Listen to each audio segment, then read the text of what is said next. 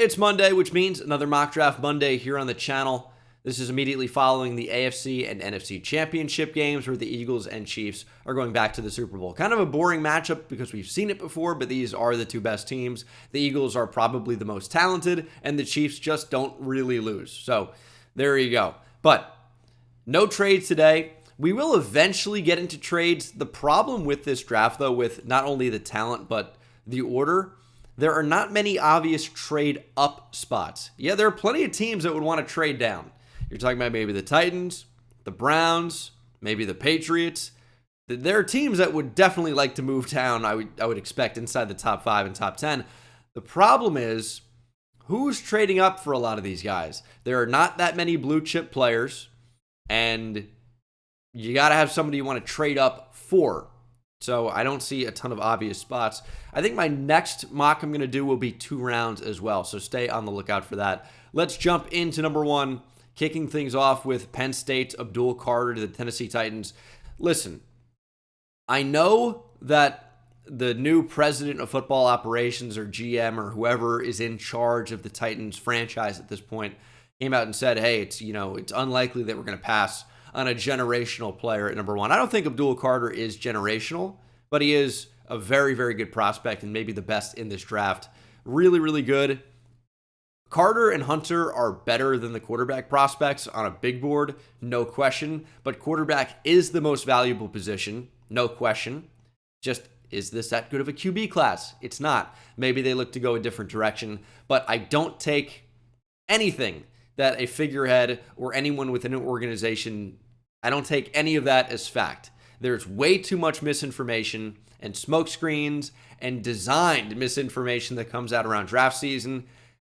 Dude, we said we would never take a quarterback. Why do you have us going QB? And then they take a QB. It doesn't mean anything. You can't take it as fact and go, oh, I guess they said it. I guess it's true no matter what. Sometimes there is team philosophy that says, okay, they're going to go in a direction like this, and they just wouldn't have somebody like this on their board. But oftentimes, in terms of players, especially at the top, you can't take any of that as fact. But today we are going to go Abdul Carter instead of a quarterback in the case of a Cam Ward, for example. But that puts the Browns in an interesting spot. I think you have really a 1 of 3 here, maybe even a 1 of 2. We'll say Travis Hunter or a quarterback. The Browns absolutely need a quarterback. Yes, Deshaun Watson still exists. He's torn his Achilles, and this is the big thing, other than the fact that he's a serial predator. He's terrible. He's a really, really bad quarterback. They extended him. It's an extra void year that makes him more cuttable. They're not any more committed to Deshaun Watson than they were last year. In fact, they're even less committed with the extra year. It's just spread out. It makes him easier to cut. It makes it the financial burden on the organization less significant.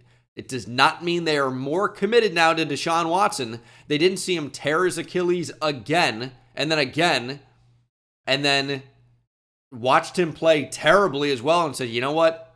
Now we know. This is our guy. No, they're not committed. And the fact that the top 2 quarterbacks are on the board, you have your pick of either. Maybe the Browns do decide to go quarterback at number 2 overall and take Miami's Cam Ward. He's got some good arm talent. He can make some big splash plays, as I continue to say. So you're banking on the upside there with Cam Ward, as the Giants are maybe not in as good of a situation. I think what this comes down to, as much as I might like this to be Travis Hunter, today we're going to mix it up. I do think the Giants are desperate for a quarterback. They are. Joe Shane, Brian Daboll potentially on the way out. They need quarterback, and I think they might be forced into taking one. Shedeur Sanders may be the best one on the board there. So the Giants take him at number 3 overall. He's very accurate, and he's used to playing behind a bad offensive line, which the Giants have. It's not as bad as it has been, but it's not good. And Andrew Thomas continues to not be able to stay healthy. And Evan Neal was not a good pick in hindsight. I don't know how he's so bad. I really don't. But he was a left tackle that evidently cannot play right tackle, that's for sure. And that leaves the Patriots at number 4 to really go with the best player available. And I think that is Travis Hunter. Now, this is someone that maybe could be a primary offensive player. I still view his best role on defense, but I do think he can impact the game as an offensive player. I think maybe 10 to 15, maybe even 20 snaps a game offensively. 20 might be pushing it a little bit, but I think he's a primary corner that can be especially good in the red zone as a receiver, touchdown machine type player, but we'll have to see what his role ends up being. I think it's going to be extremely important which team drafts him, because I think depending on who that team is, they're going to have different ideas for how to use him and maybe even how he wants to be used. We'll have to see in the interview process. Maybe he says, hey, I want to play receiver, or I want to play corner, or probably more likely, I want to do both. But how much is he really going to be able to do in the NFL? It's not going to be full time. It simply can't be. But he might be able to do both. Just, I don't think he's not going to play 100% of the snaps of an entire game minus special teams. It just, I don't think so. But he is the pick here at number 4. Best player available. I think the Patriots find a way to use him, and he's just a special player. So can't really go wrong there at number 4. Hopefully they find a way to use him in the best way possible. But we'll see what that ends up being for the Patriots. Maybe it's a primary receiver. They need some more weapons. Travis Hunter is certainly that. Jaguars at number 5. Again, going with Michigan's Mason Graham. I know they need help in the secondary, but they opt to go for maybe a safer, better pick here at number 5 in the disruptive force on the interior in Michigan's Mason Graham. Really good against the run, offers some pretty good pass rush upside as well. He's just a really solid player. He's one of those high floor guys with a high ceiling. I think he's going to come in right away and be a starting caliber player that can end up being a Pro Bowl plus type of player. As we get to the Raiders at 6, we know they need a quarterback. There's not one here. Ward and Sanders went back-to-back at 2 and 3. What do? I think maybe best overall weapon in the draft, Ashton Genty, potentially, could be in play here at number 6. But I also think there's a good chance that running back does fall a little bit more. You know, we just haven't seen them get drafted super high since Saquon went number 2 in 2018. Since then, Bijan was number 8. Jahmyr Gibbs went number 12. And I think that's the last time, or the first time since Saquon, that really we saw running backs go super high in the draft. But maybe a team opts to not draft them. They've got a new general manager in the fold. We'll have to see what his draft philosophy ends up being, but it could just be, hey, we need to upgrade at receiver. Teteroa McMillan is a big-bodied wide receiver 1 type of receiver, 6'5", 212, that can move. He's good after the catch, and he can go up and get the football. He's a really good option for a team that just needs more weapons offensively. Brock Bowers had a tremendous rookie year, and then Tom Telesco got fired for drafting him. Obviously, that was not the whole reason, but they could use more weapons on offense for whoever that quarterback ends up being. And Pete Carroll, new general manager, maybe there's a chance for a Russ reunion. Now, I know there was a weird ending there in Seattle with Pete Carroll and Russell Wilson, but maybe they reunite in Oakland or Las Vegas. I think the Raiders go with a bridge quarterback option and then maybe draft one down the board. I don't think it happens here at 6. You want to throw out names in there. Dylan Gabriel's not a first-round pick at all. Jalen Milroe, I'd be shocked. But he's got more potential to be. Will Howard will not be. Riley Leonard, no shot. I would be super surprised about Kyler McCord. And stop saying Jackson Dart. If you only saw the bowl game, that's fine. He's not a good prospect. He's not going to go until probably day 3. He's not a first-round player. Stop. I see it in my comments a lot. Jackson Dart, I would put money on it, will not sniff the top 10 of the draft. I don't think he'll be remotely close. We'll have to see what happens. Jets at number 7. Maybe this is Will Johnson. They could use help on the boundary. You know, you've got some good options in the nickel. You're losing a couple DBs to free agency.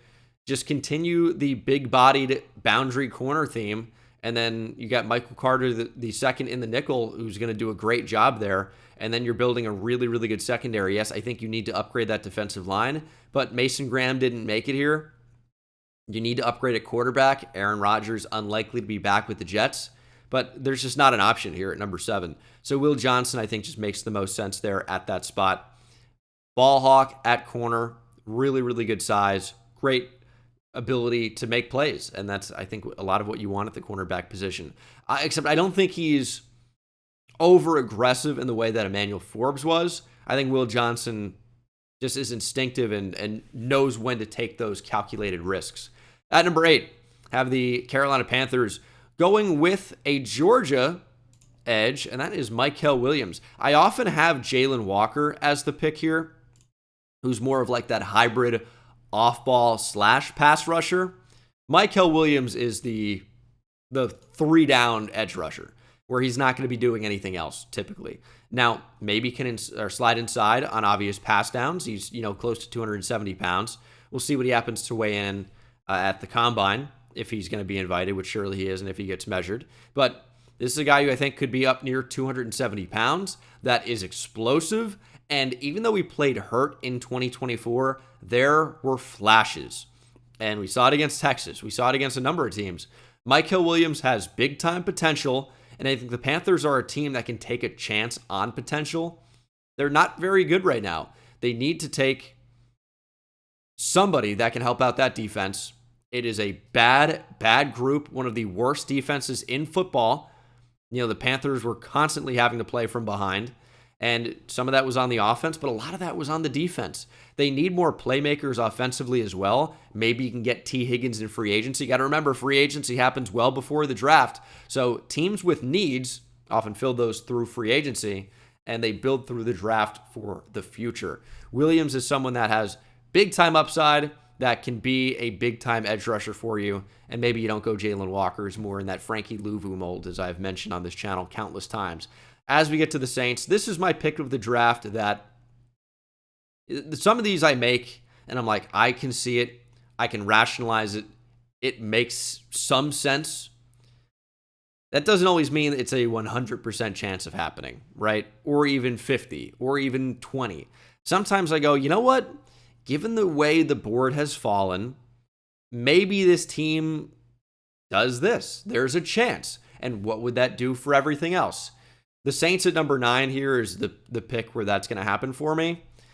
I'm going Ashton Jeanty. Why?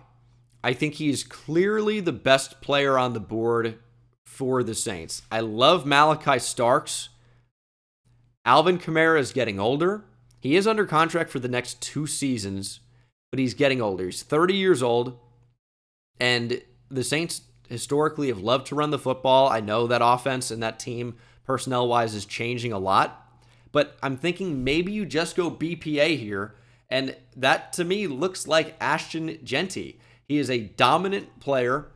As a runner, he is shifty as hell. He bounces off every tackle, arm tackle or not. He finds a way to get free, and he has good speed, and he can pass block. He really is basically the complete running back prospect here, and the Saints get him at number 9. Yes, it's a running back. I wish we did something else. We need help here.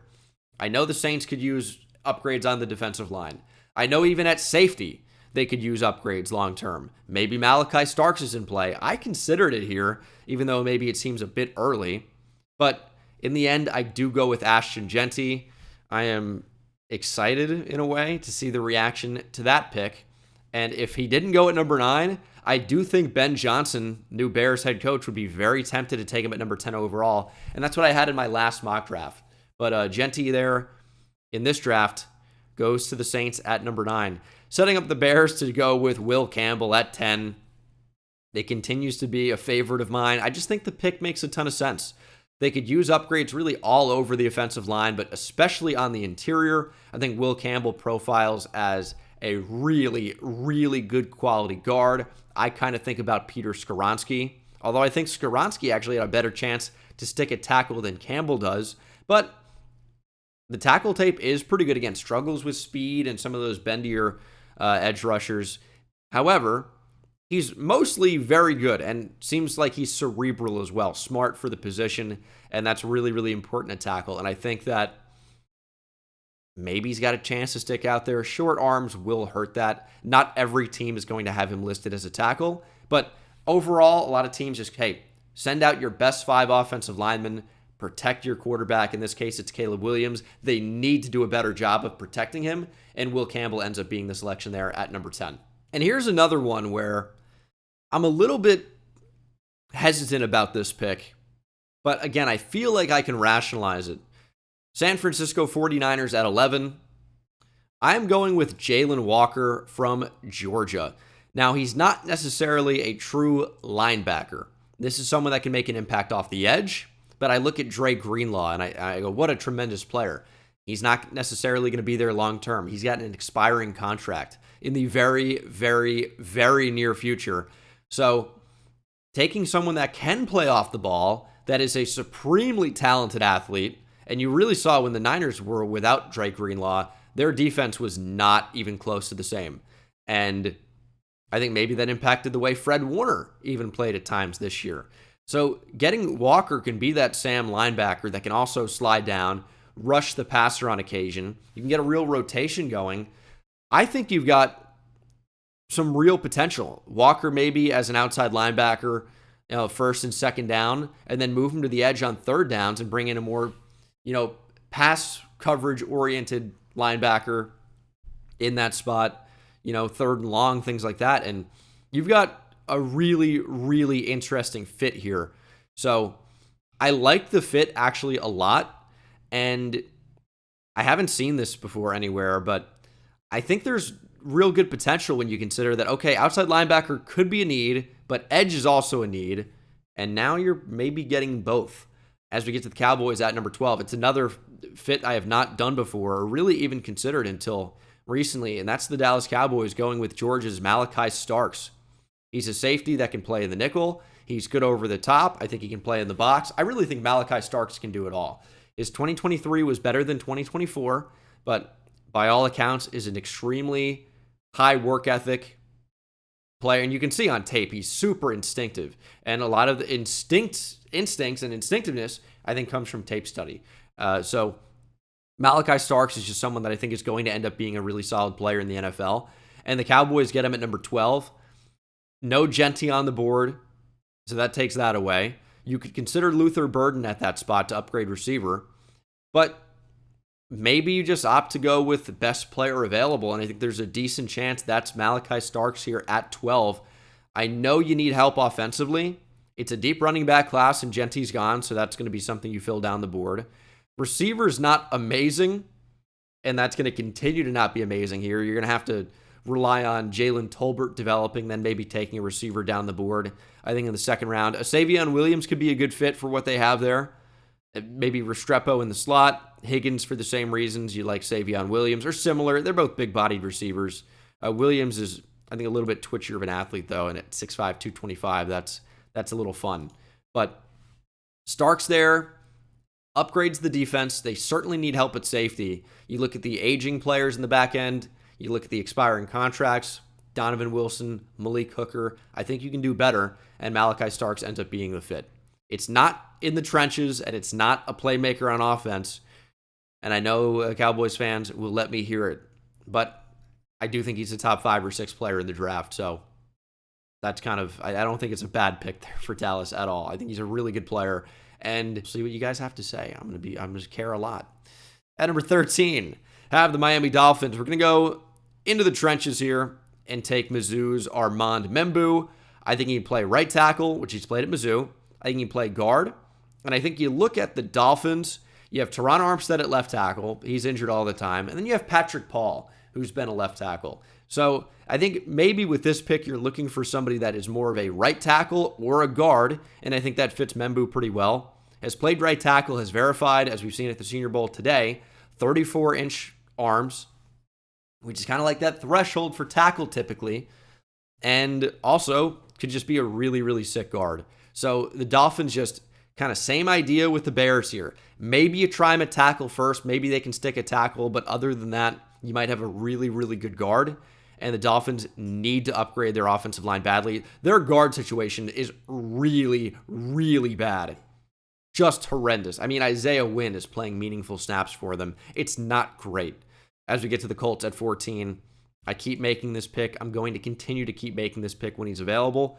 Tyler Warren to the Colts at 14. He's 6'6", 260, can block a little bit. He's going to be an inline tight end that can definitely impact the game as a receiver. I don't know, do we talk about this in a recent mock draft? It might have been on stream or on Twitter, but we talked about, okay, what's the ceiling and the floor for Tyler Warren? I think the Bengals would be a really fun fit, but they need help on defense. But the Bengals would be a fun fit. I don't see him really falling beyond Seattle or Denver. I think maybe that's the absolute floor. Seattle's more of a vanity pick. They might end up cutting Noah Fant. AJ Barner's an option, but maybe he goes there. And we talked about his ceiling, right? At first, I'm like, okay, maybe the Dolphins, because they could use an upgraded tight end. Jonnu Smith had a great year, but long term, maybe Tyler Warren is your guy. The Bears is an interesting spot, as is the Saints. But then I did work to his ceiling. The highest he could go in the draft, in my opinion, was 7 to the Jets. And that's what Daniel Jeremiah had in his mock draft yesterday. I did a video on that. So I'm like, that's pretty interesting. Will he actually end up going that high? I don't think so. That's why I have him at 14 here. But in terms of ceiling, that's definitely an interesting fit. They certainly need an upgraded tight end, but the Colts snag him here at 14. I think he's going to test pretty well for being 6'6", 260, and is just a monster in the pass game. Can definitely climb the ladder, go up and get it, but is also good after the catch. He's a really, really good player. As we get to the Falcons at 15, I know they don't address anything off the edge. I was actually looking at Terry Fontenot's draft history, and he's made 3 first-round picks as general manager. He took a running back, Bijan Robinson. He took a receiver, Drake London. And then before that, a tight end in Kyle Pitts. So basically, that's 3 skill players in the first round every time. So that almost makes me think, okay, is there any chance it's a Luther Burden or even Emeka Ibuka or Matthew Golden? Seems early there at 15, no question, right? But the 3 picks he's made have been playmakers on the offensive side of the ball. Maybe that's just what Terry Fontenot values at, those picks high in the draft. And those were top 10 picks. Pitts went at 4. Bijan, I think, was 8. And London, I think, was somewhere around that. I wanted to say 8 maybe again, but it could have been 7, could have been 9. So 10 maybe. It was somewhere around that for Drake London. So they're pushed a little farther back here. You miss out on Genti. Obviously, you wouldn't have taken him anyway. You're not going to take a tight end. But with Tetairoa McMillan off the board, maybe you opt to go with a slot receiver in Luther Burden and kind of complete your offense. That could be a Terry Fontenot pick. I don't know. I wouldn't do it. They do need an upgrade at receiver, but at 15, given all their other needs, it seems like a stretch. They haven't really heavily prioritized the pass rush. Took Arnold Ebiketie in the second. Richie Grant was a second-round pick. Matthew Bergeron was a second-round pick. And who else am I missing? Troy Anderson was a second-round pick at linebacker. I kind of need all these positions still. It's interesting. I am going to go off the edge here, and I'm going to take Shamar Stewart from Texas A&M. I value his versatility. I think he's a good fit here in Atlanta. I think you have Ebiketie on one side. I don't think Matthew Judon is a long-term fit in Atlanta. He's a bigger bodied edge, though. He's 275 pounds. And then you have Ebiketie, who's 250. Stewart is certainly the bigger bodied type. And that almost makes me think, okay, maybe he can be off the edge sometimes, year 1. However, maybe it's Ebiketie and Judon off the edge in 2025, and then Shamar Stewart as a 3-4 defensive end 5-tech, and even 3-tech sometimes in 2025. And then he pushes out to the edge long term or something. He's 290 pounds, 285, 290. So, again, it'll be interesting to see what he weighs in at the combine. But his role is going to be different depending on which team takes him. I think it's similar to Darius Robinson last year with Arizona, coming out of Mizzou, where this guy could be an edge. He could be a 3-4 defensive end that slides inside type of deal, depending on who drafts him. Now, with Arizona, obviously he's going to be a 3-4 defensive end for them, we would think, and then maybe slides out to the edge. It's hard to know because he's been injured. But Stewart, I think, could be a similar type player long-term for Atlanta as we get to, and he moves better than Darius Robinson. I want to make that. He's a more explosive athlete, I would say, for sure. Arizona at 16. I've been defense here a lot. I'm going to mix it up today. I've been interior defensive line. It's been Derek Harmon a lot. I've been edge, depending on who's been there. I think Mike Green has been in play for me. I think I've gone Jalen Walker. But I'm going to go to the other side of the ball today, and we're going to address the offensive line because I looked at their offensive line and said, okay, Paris Johnson, that's a guy you're going to have, right? No question. Kelvin Beachum, I don't think you want as a long-term starter. He's old now. And is he up to that quality? Guard is in a bad spot. And I don't know what you do with Christian Jones. Maybe you think he can be a long-term solution at right tackle. But there's also a chance that there's a better option from Texas, like Christian Jones, in Kelvin Banks Jr. Hook 'em horns, of course. Kelvin Banks, I think, has a real chance to play tackle. Whether Paris Johnson's going to play left tackle or right tackle in this scenario, we would have to see. But I also think there's a chance that Banks just plays guard and is a big upgrade there somewhere on the offensive line. This class is all about tackles moving inside to guard.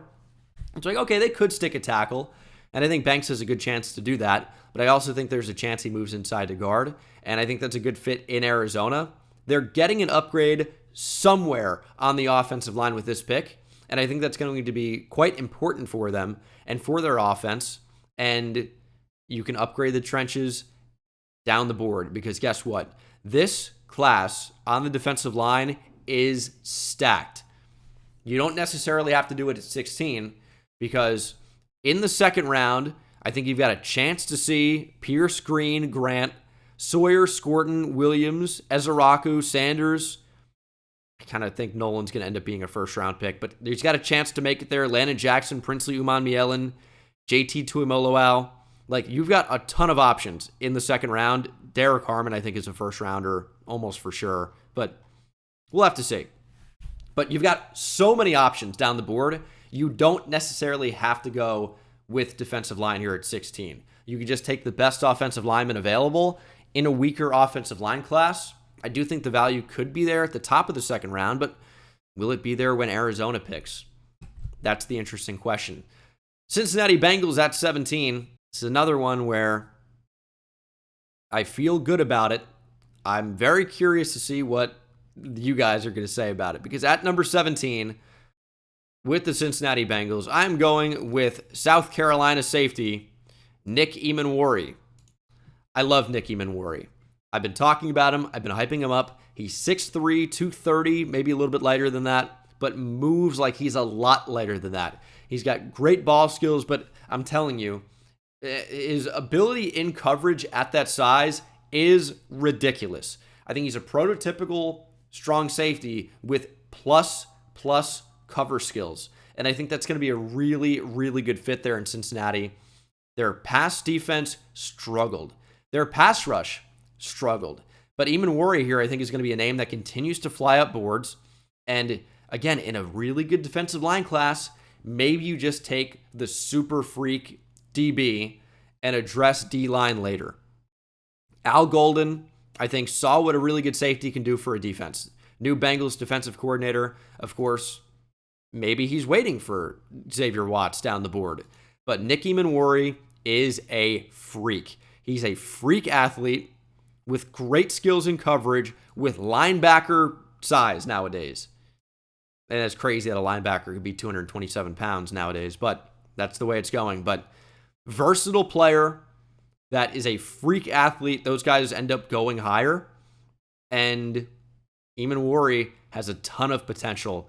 Bengals take him at 17 and wait on defensive line in a stack class a little bit later. As we get to Seattle at number 18, I know we talked at the top of the hour, top of the video, about how John Schneider says, or excuse me, about how you can't necessarily take what a GM or a president of football operations, you can't really take exactly what they say as fact, because they could just change, or they could want you to believe something and then go a different direction. But I think in everything that John Schneider has done over the years, the GM of the Seahawks, says that he doesn't value guard. He said he doesn't value guard. It's overdrafted, overpaid. And then he goes and he backs it up by not paying guards and not drafting guards very high. I don't think it's going to happen at 18. And you can make a really good argument that they don't need tackle. But I think they could really use an upgrade at linebacker. And I love Jihad Campbell, another name I've been hyping a lot, where, like Eamon Worry, he's got pretty awesome size, 6'3", 245, and can really, really move. I think it's a great fit in Seattle.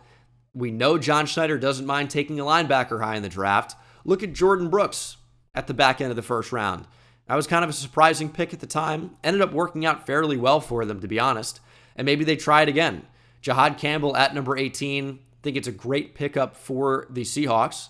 And they have a big upgrade on their defense. And I think the value does start to get there at 18. This is where Jack Campbell went. Maybe, I think, number 18 overall to Detroit a couple of years ago. And that's been a pretty good pick. At number 19, we have the Tampa Bay Bucks. And Jihad Campbell's been a popular pick for me at number 19 to Tampa because of Levante David getting older and being a free agent. Same thing with KJ Britt. They need an upgrade there. Jihad Campbell's off the board. There's not another linebacker worth taking at number 19. So I think you pivot. It's still something on the defensive side of the ball for me. And I think you upgrade that pass rush. James Pierce is sticking out, and he will be the pick. He is a developmental type edge rusher, but is explosive as hell, is just light.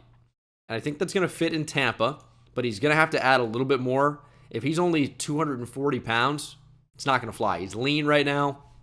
I think he's going to get eaten up in the run game in the NFL. He's got to put on weight. But if he does that, does he lose his explosiveness, which makes him so elite as a pass rusher at the college level? We'll have to see what happens. But at number 19, I think it's a pretty good pick here. He's got upside as a pass rusher in a huge way. And for Tampa that needs to upgrade their pass rush, kind of just seems like a no-brainer. As we get to the Broncos at 20, Luther Burden's going to be the pick. I love him as a player. He's explosive. He's great after the catch. And I think it's a really good fit there with Denver. Now, we know Emeka Egbuka's here. It's an Ohio State receiver to a Sean Payton team. It seems like a given that will end up being the case. Instead, they go with Burden from Mizzou. I think he's got great upside. I really think he's being underappreciated as a prospect right now because Brady Cook was injured and not so great in 2024. Burden's production was way down as a result, but I think the upside is still immense. As you get to the Steelers at 21, love this fit still. It is my guy, University of Texas, Jahdae Barron. He is physical. He is instinctive. He is a playmaking machine. He's been my favorite player at Texas over his career there. He's played in the nickel. He's been tremendous. He's played on the boundary in 2024 full time and has been tremendous. Won the Thorpe Award for best DB in college football. He's a great player. I think he fits exactly what the Steelers like to do, and that's physical playmaker. He's not afraid to come up and tackle. Not a question. He is so great at just being around the football and making plays. And it's a Steeler all day. And they could use an upgrade at corner. He can play on the boundary. He can play in the slot. He can maybe even play safety if you want. He's just an upgrade somewhere. He's that type of a player, like a Brian Branch, but Jahdae Barron has shown he can play on the boundary. So maybe something else to like there a lot. Horns up. At number 22, have the LA Chargers. I don't know that it's lazy. It's just that he continues to be here at this pick, and the stars align. Sometimes there's a pick that's so obvious, it happens. We see it like there might be one like that a year where, okay, I mock a guy to a team all year pretty much, or all offseason. The same team at the same spot. It's not always at 1 or 2. It could be at 25. And here at 22, it is tough to find a team to player fit that makes more sense than the Chargers going with Michigan's Colston Loveland. They need an upgrade in the receiving room. That's wide receiver and tight end. Loveland played at Michigan under Jim Harbaugh. I think was more than likely recruited by Jim Harbaugh to go play at Michigan, win a national championship, and now help the Chargers, bring in that winning culture. They need guys that can make plays on offense. They don't really have many. Ladd McConkey, I love. Quentin Johnston.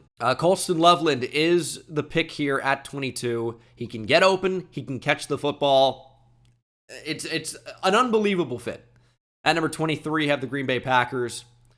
Going Savone Revel here from ECU. I think injury pushes him down the board a little bit, but at the end of the day, he is a 6'3", 190-plus pound corner that can run like anybody in this draft and that can cover at an extremely high level. He's going to have long arms. That's valuable, especially for what the Packers like to do. You look at what Jeff Hafley is their defensive coordinator, came over from Boston College, loves the press man type of guys. I think Revel is going to end up fitting like a glove into that defense. It's just a really, really good fit there. Minnesota Vikings at 24. I'll tell you what. If you watch the playoff game against the Rams, you'd come away thinking they have the worst offensive line of all time. And that's not to downplay Jared Verse and Byron Young and Braden Fisk, some of the great players they have in there, Kobe Turner. But they were completely demolished. They could not, for the life of them, stop pressure from getting home. And Sam Darnold was somewhat responsible for some of that, but the O-line did him no favors. You got a young quarterback in J.J. McCarthy coming off an injury. It should be a priority to protect him. So, whereas I've gone running back here before, and I've gone interior defensive line, I don't know that I've gone corner before for the Vikings, but I see interior offensive line as a huge need. And Tyler Booker could end up going in the first round, maybe comfortably in the first round, as DJ Adam at number 10 in his mock draft 1.0. I've got him here at 24. He might be the best true guard in the class. I think he's an obvious fit here in Minnesota at 24. They need to upgrade that interior offensive line. I mean, it was a disaster. Once they get Christian Darrisaw back full-time in 2025 and Brian O'Neill, I feel like you're solidified at tackle. That interior needs to improve. Tyler Booker is the pick at 24. And I'm sure the Texans would be disappointed at that at 25 because they need to upgrade their offensive line. But I don't know that it's going to be tackle because you have Laramie Tunsil at left tackle. I think Blake Fisher, you're hoping, is your right tackle of the future. Who are you taking to play guard at this point? Simmons is a tackle. Connerly's a tackle. Is Milam a first-round guy? Is Zabel? Cam Williams is a tackle. Trapilo has shorter arms, but is like 6'7", which is tall for a guard, or 6'8". I mean, Alex Boone, former Minnesota Viking, actually, is a guard, I think, of that's at that size, but it's an outlier. Jonas Inaya maybe is the top guard available. I don't know that I want to do that at 25. I've done it before, but we're going to pivot. We're going to go with Ohio State's Emeka Egbuka here. Egbuka is arguably the best player available at this selection, especially for what the Texans need. I think he's going to be safe and reliable. I love Matthew Golden. I actually love the storyline of, okay, University of Houston receiver ending up at Houston with the Houston Texans. Of course, transferred to Texas and enjoyed an incredible end of the year. I love Matthew Golden as a player. Hook him. But I do think there's a chance Egbuka just goes ahead of him. And, I think given how the board has fallen, given the injuries they've had at receiver, I don't think it hurts to get more weapons for C.J. Stroud, who struggled in year two. And I think Bobby Slowick really struggled calling plays, and he's been fired now. But if you're not going to have Tank Dell for at least 2025, maybe unfortunately longer than that, Stephon Diggs is a free agent. What do you really have at receiver? Nico Collins obviously is a stud. That's a given. Sometimes I don't mention, the top receiver, but that's a given, right? If I was talking about the Bengals and saying T. Higgins is a free agent, maybe you go with a receiver because what else do you really have there? It's like Jamar Chase would be implied, but I think I need to stop doing that and do a better job of mentioning everybody so we're on the same page. But yeah, you have John Mechie, I mean, there's just not much there. I like John Mechie, but him coming back from cancer, I think, has hurt his development. Where you miss, that rookie year, you miss the training camp. I hope he ends up being a stud. I really like John Mechie as a player too. I liked him at Alabama quite a bit, actually. But Ibuka here is the pick. Can play in the slot. I think could be a Z. You have your X and Nico Collins, but this is your slot receiver ideally, and he is really, really solid. As we get to the Rams at 26, Josh Simmons is there. Josh Simmons is the pick. Before injury, Simmons was playing himself up to tackle 1 in this class, and he got hurt, and we didn't get to see that development, right, over the course of an entire season. It was stripped from him and stripped from us. Now, that's why he's available at 26. Could have been gone a lot earlier. The Rams need to upgrade their offensive line in a big way. Simmons there is a tackle option for the future. Left tackle, probably, but Havenstein, who knows what's happening to him long term. So maybe it could be Simmons and Alaric Jackson. But also, could just be Simmons and Havenstein, whatever. I don't know how to say any of these names. Is it Havenstein or Havenstein? Is it Alaric Jackson or is it Alaric? I can't remember. I think it's Alaric, but I remember him saying it like in a way I didn't expect on a Sunday Night Football. Anyway, it's irrelevant. Simmons is a really good pickup. Again, could have played himself up to being OT1 in this class. 27 is the Baltimore Ravens. We're going corner. We're going someone big and physical with good long speed, and that is Florida State's Azareya Thomas. I've had him in the first round more and more recently, and I think he's going to end up being a mainstay because this is an interesting corner class, but there's no one that's like guaranteed. Like Travis Hunter is a corner / receiver, right? Will Johnson, there may be questions about overall athleticism now, but has good size. But he's going to be solid. He's going to go in the top half of the first round, I would think. And then you have Jahdae Barron, where maybe he's only a slot. You have Rebel coming off of a big injury. You have Morrison, who's coming off of a big injury, and there are also questions about the tape with him. And then you have Thomas here, who played on a bad defense, but was really, really good. Trey Amos, kind of, I believe, an older prospect, but he had a really good season at Ole Miss. Maxwell Harrison's a really good athlete, but again, was hurt. But Amos, I could see actually pushing into the first-round conversation maybe. We'll have to see about that. But Thomas, really good prospect. The Ravens could use more at corner. They have Nate Wiggins, right? He's awesome for the future. You have Marlon Humphrey. That's a great slot option for the future. If you watch the Baltimore Ravens play, and they got destroyed through the air, at least in the regular season this year, Brandon Stevens is like, what is a polar bear doing in Arlington, Texas picture, if you've seen that. What is he doing there? He does not belong. He's not on that level. They need to upgrade, and I think Thomas helps you do that. Also, Adalius Thomas, Thomas for the Ravens. There's nothing there, but whatever. Lions at 28. Mike Green off the board. We know the Lions value production a lot off the edge, and Mike Green certainly has that. Posted 17 sacks in 2024. I think he's pretty clearly the best edge rusher available. Now, big test for him was what is he going to weigh in at the Senior Bowl? And we're about to see how he performs at the Senior Bowl, but 251. That's very encouraging for a lighter edge rusher. Only 6'3", though, and the arms are short. Just over 32 inches, I think. But he is explosive. He's really good at using his hands. Now, our bigger, longer offensive tackle is going to get hands on him early and kind of hurt his game as a rusher. Maybe so, but one of Mike Green's best moves is the ghost move, where you flash hands and then take him away. So I think that he's not someone who predicates his game with his, in my opinion, his best move on length. I don't know that it's necessarily going to inhibit him a ton as a player. I really like him. I think he's a good pickup here at 28 for the Lions that need to improve their pass rush. At number 29, have the Washington Commanders getting more weapons for Jaden Daniels. It's University of Texas superstar receiver Matthew Golden. Hook him. Love him as a player.